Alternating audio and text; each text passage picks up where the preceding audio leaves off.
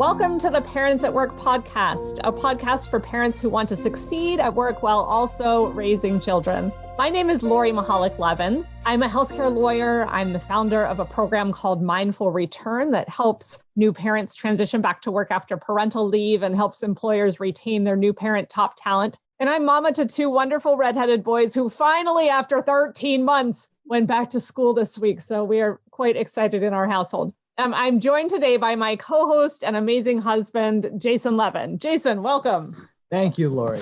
And welcome, everyone. My name is Jason Levin, or as I like to say, I am Lori Mihalich-Levin's husband. For the past 10 years, I've been a career business development and outplacement coach with Ready, Set, Launch, LLC, where I help my executive clients make career transitions, get promotions, and land their next clients. Wonderful, Jason. So in this episode, we are picking up on this podcast tradition of interviewing moms and dads in different industries and sectors. And today we're moving on to talk to a mom and possibly moms who are government relations professionals specifically. And we are super excited to have Nedra Pickler, who's a partner at global public affairs firm Finsbury Glover Hering. She previously spent nearly 20 years as a reporter at the Associated Press, mostly covering presidential campaigns and the White House under Presidents George W. Bush and Barack Obama. She's a single mom to two sons, 9-year-old Quinn and 11-year-old Will. Welcome to the podcast, Nedra. It's so good to have you here today. Thank you so much. I really appreciate it. Although I have to add, Jason, you left off your bio that you're also the baseball coach for our two sons as well. So that's important. Yeah, I don't know how that didn't make it in there. You know, and I do love Will's left-handed groove as he swings and throws. And I think it was 2 games ago where he just kept on running around those bases. And we were super excited. As I coached third base, so it was great to see him. Yeah, you know, these boys, they had a year and a half off baseball because of the pandemic, and they love it so much. And we're so happy to be back, but it also kind of shows that they had a year and a half off. So we're getting back in the groove. Yes, every practice, every game, we're dusting a little rust off. And we're reminded that practice is the name of the game in baseball. Well, I think the professional teams are a little rusty too. The other night, Jason was watching and he made the potentially offensive comment that the scores in the professional games were looking a little bit more like Little League. Numbers in the teens. Oh boy. So on from baseball, Nedra, I'd first love for you to just tell the listeners a little bit about your own working parent story, since this podcast is all about working parenthood. Yeah, great. Well, thank you. So as you mentioned, I spent most of my career as a journalist, and it was a great job. I loved it. I mostly covered presidential politics. So I was on the campaign trail in the 2004 and 2008 campaigns, and I covered the White House under President George W. Bush and President Obama. That is not a lifestyle that is very conducive to being a parent, I will say. It was very exciting and I loved it, but it was very fast-paced. I was out on the road a lot, traveling around the country during the campaigns and around the world covering the White House. So I did step away a little bit from that once I decided to have my children for a couple of years. And so during Barack Obama's first term in the White House, I covered the federal courts because I just couldn't be on the run like that. In fact, I covered Obama's campaign in 2008, and I very deliberately had Will in 2009. As soon as I got off the campaign trail, my number one goal became to start a family. So, you know, it was something where I really missed the White House, though. So I did go back after Quinn was born and covered part of Barack Obama's second term. But it was really, really challenging, you know, to kind of run around that way and have little ones at home. I will say I have a secret weapon. I'm just going to confess it up top that has made my entire career possible. And that is my mom. She lives with us. We call her the Granny Nanny. We made our basement into an apartment for her. I keep her trapped down there and I don't let her leave because I so rely on her to help out. And I think probably every working parent, you know, can only do it because of the support of others. Absolutely. Yes, we happen to know your secret weapon and think that she's amazing. I also just have to marvel that we live in a town where timing your children around political cycles is actually a somewhat normal thing to be talking about. It's just a funny concept if you're not from DC, I suspect. Probably, but you know, got to be done here. And Quinn then was born in 2012. And so I was able to then go back to work at the White House after the next presidential cycle. So it was all done kind of deliberately, I will say. Yeah. And then maybe talk a little bit about how you made that decision to transition specifically from journalism into the government relations space. Yeah. And what I do is, I guess I would call it public affairs. And our firm, Finsbury Glover Hering, we have a government affairs practice that's really a lot more of lobbying or federal government relations. I sit on the side that's more strategic communications, but we work very hand in hand and are always thinking about, public policy from both points of view. But I was covering the White House in 2015 when the firm, which used to be called the Glover Park Group, we merged this year and changed our name. The Glover Park Group approached me to see if I'd like to come work for them. And I have to say, at first, I wasn't that interested because I just loved being a reporter so much. But I also had a couple of things that I was facing personally. One was, trying to balance motherhood and frankly, probably anticipating I was about to become a single mother and trying to think through how I could even keep that up while covering the White House.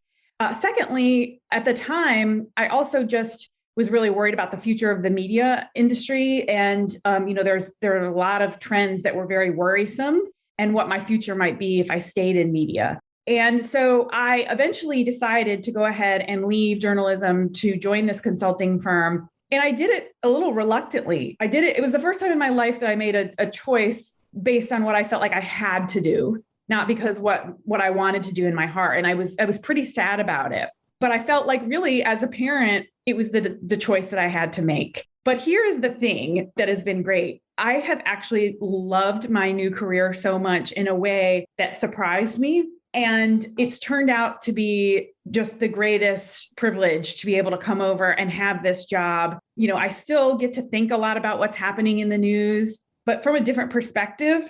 And I think it's really a privilege to work with a lot of clients and think about their very complex problems and how to resolve them, but to have a career that also is much more flexible and allows me, to be focused on parenting at the same time. And I know you are not alone in making choices based on what we feel like we have to do, particularly as we think about the pandemic and how many people were really pushed out of roles that they previously had because, our children were home.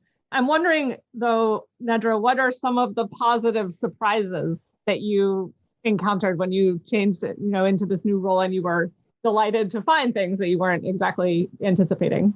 So one thing when you're a reporter, you're always trying to get a peek behind the scenes of what's really happening, right? So I spent, 17 years doing that, trying to pull back the curtain. And in my new role, I am very much behind the scenes. I'm backstage and I'm seeing it all. And I find that incredibly fascinating.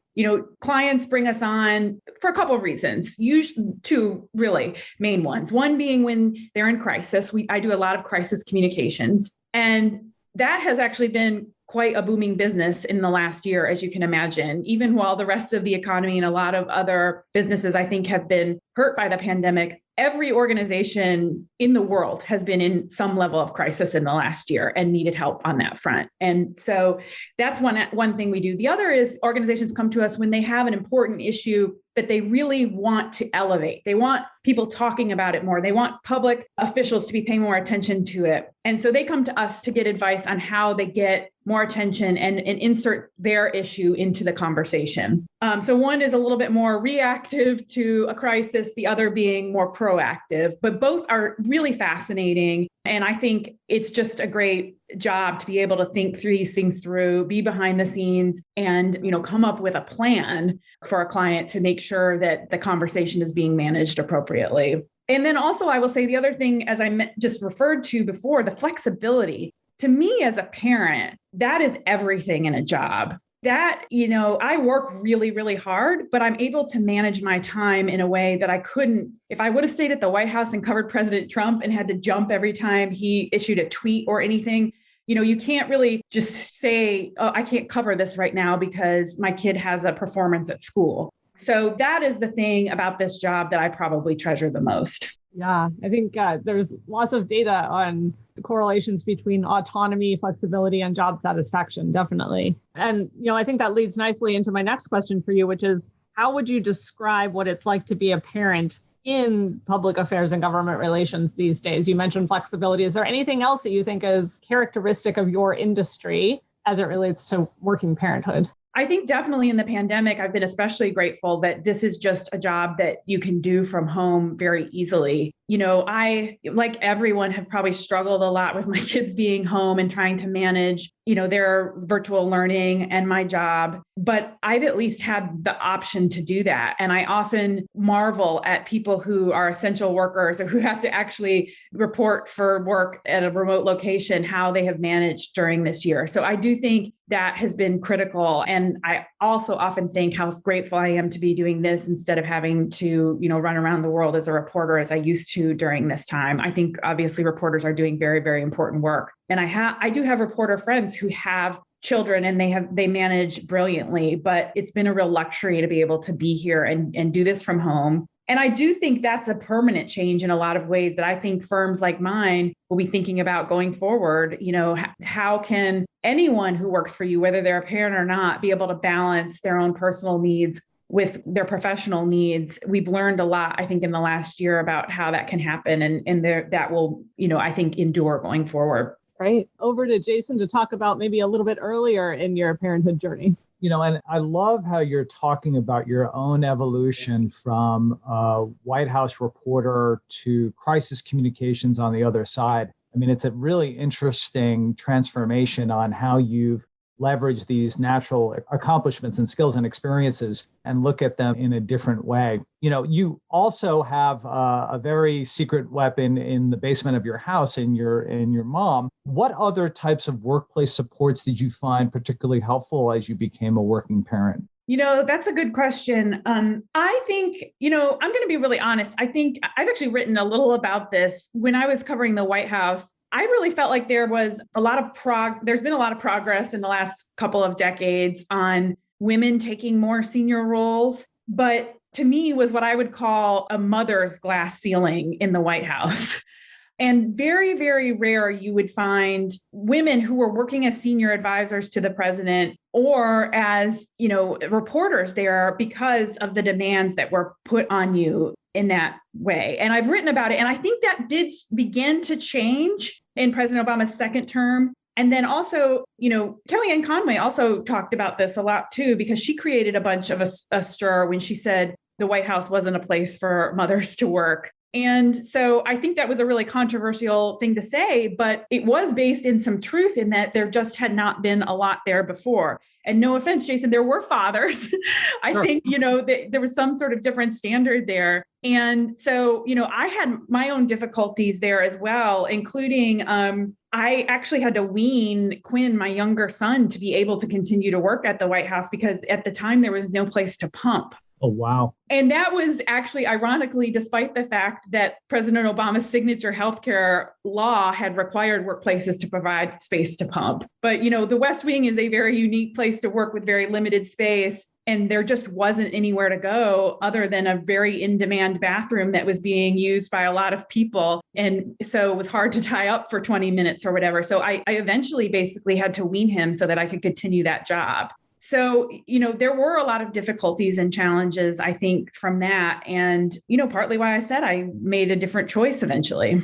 You were talking about this mother's glass ceiling. What do you think would have helped you besides a lactation room? Yeah. What do you think are the essential things to help break the mother's glass ceiling within the White House? One thing is the way that meetings are scheduled. And I talked to some women who work there who are mothers about this. And a lot of them didn't want to go on the record because, of course, they didn't want to be seen as criticizing the president or their employer. But they would talk about how there was actually under President Obama, there was a daily 5:30 p.m. senior staff meeting. Well, wow. if you have to pick up young children from daycare that closes at 6 p.m., yes, that makes it very difficult for you to be an active member of that meeting all of the time. So, a lot of federal agencies and federal buildings have childcare. That isn't something that was available at the White House. But I think even scheduling a meeting like that sends a huge message. Our parents really valued on the presidential staff. And so I think, it's small things like that that employers can really be thinking about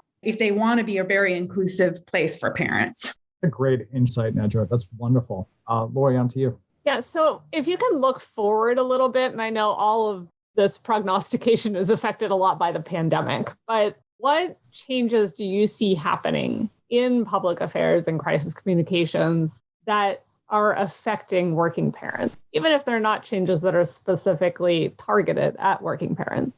Yeah, I do. I will confess, before the pandemic, I would occasionally try to do a work from home day, kind of off the books, but it allowed me to really be able to, and I, would try to do it on Fridays in particular, to be able to have at least one day a week where I could pick my kids up from school. Mm-hmm. And also, I just found being able to have one day a week where I was at home with my head down was so much more productive. And I think that is going to be, I could do that as a person who is a senior person at my firm. I had the freedom to do that, where others, I think, probably wouldn't. And I think culturally, that was something that just wasn't done in a lot of places. And now, hopefully we're going to all think differently about that. I think, we put one thing issue that I work on and that I do feel really passionately about is paid leave and the fact that it's such an embarrassment that our country doesn't have that. And I do think that's a really important thing, but I think that is just the first step. And it's actually just a really small thing when you look at the number of years you have to balance being a parent and being,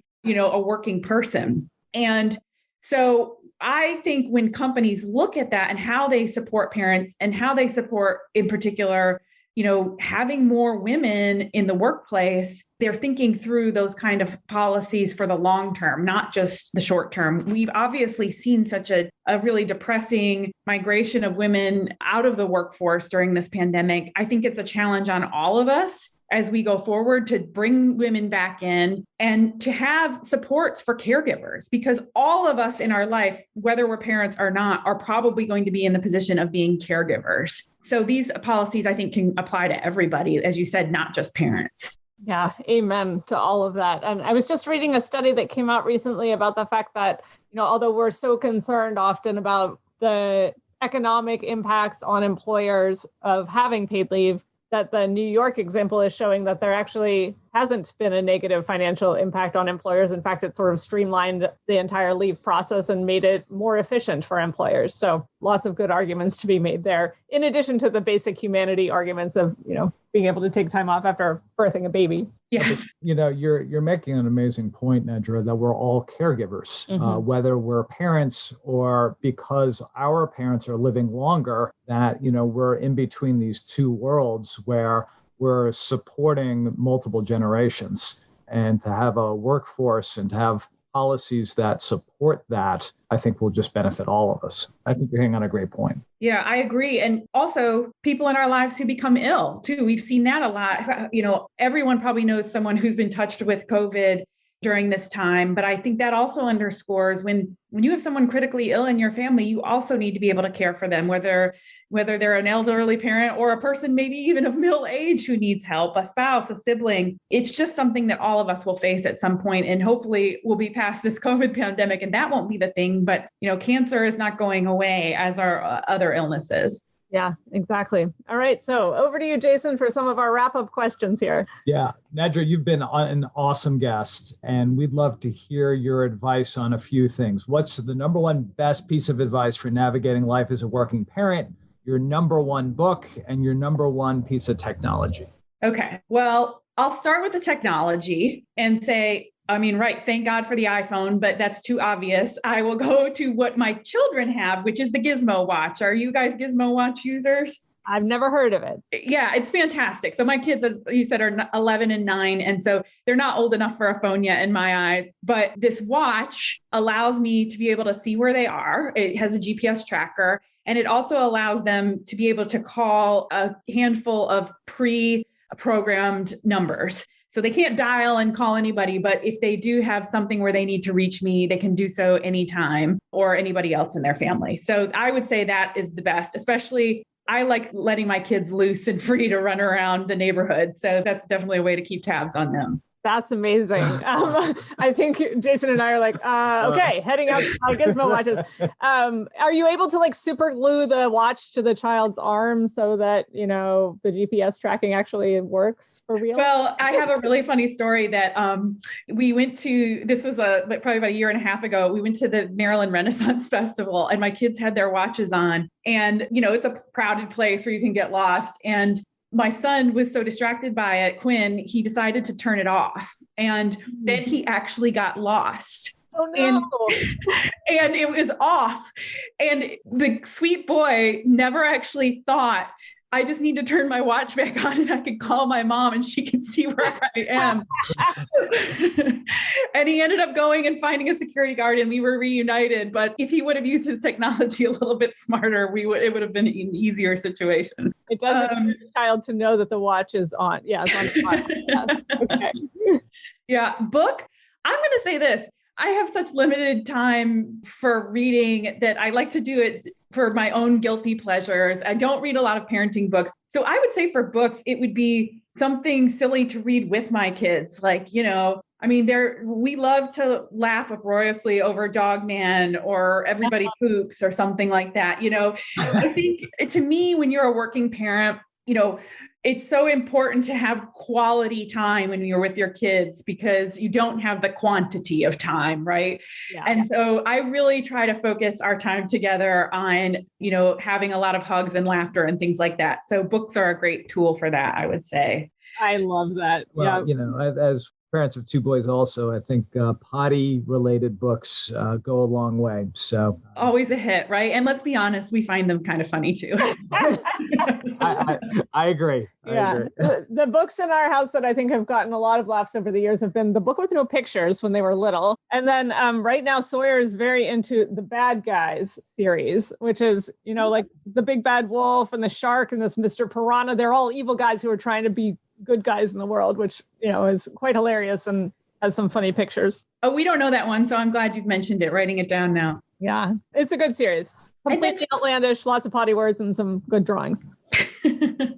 And then for my rules to live by, I think are to, as a parent, to not be too hard on yourself and maybe lower expectations a little bit, especially because I can be very much the type A perfectionist. And I think if nothing else, definitely the pandemic has taught me to take that down a notch. And that really the thing that is most important is that everybody in my family is healthy, both physically and mentally, and everything else is fine. And then secondly, I would say my other rule to live by as a parent is if you can pay someone else to do it, outsource it.